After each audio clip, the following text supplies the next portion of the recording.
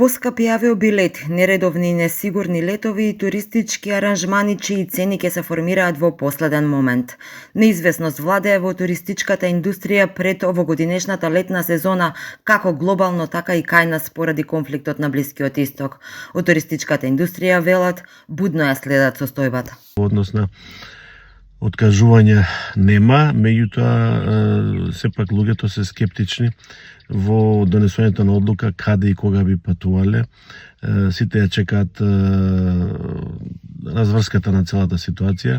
Има психолошко влијание, значи целокупна оваа ситуација врз граѓаните кои што се уште не ги имаат уплатено своите летни туристички аранжмани. Се надеваме дека за 10 дена се ќе се среди, се ќе се врати во нормала. Кога е нашата земја во прашање, очигледно дека поради проблемот со авиолиниите, се повеќе ќе треба да се фокусираме на регионалните гости, а се очекува и намалување на израелските туристи помеѓу 20 и 30% поради неможноста за чартер летови и секако за нивно патување надвор од земјата. На 2026 година во туристичката индустрија ќе биде несигурна.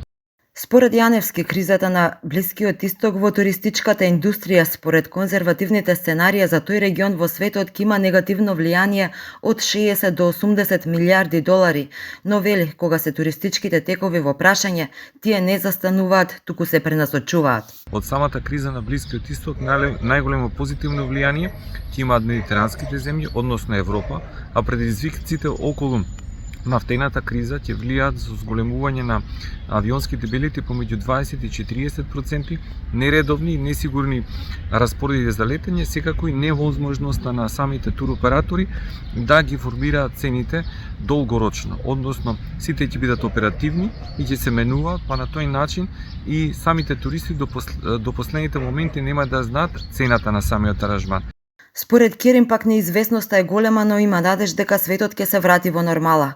Тој се надева дека ова ќе биде една поука да се обезбедат други канали на снабдување со керозин, со дизел за европскиот пазар, за да нема проблеми со авиолетовите.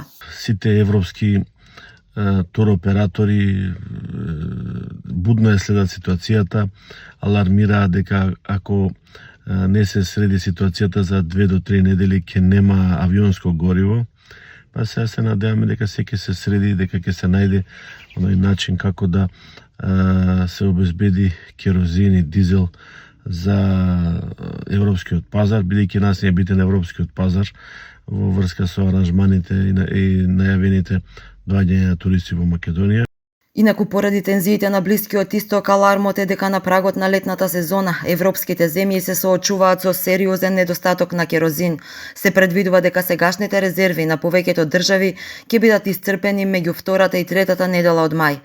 Повеќето земји не би можеле да издржат криза подолга од 30 денови.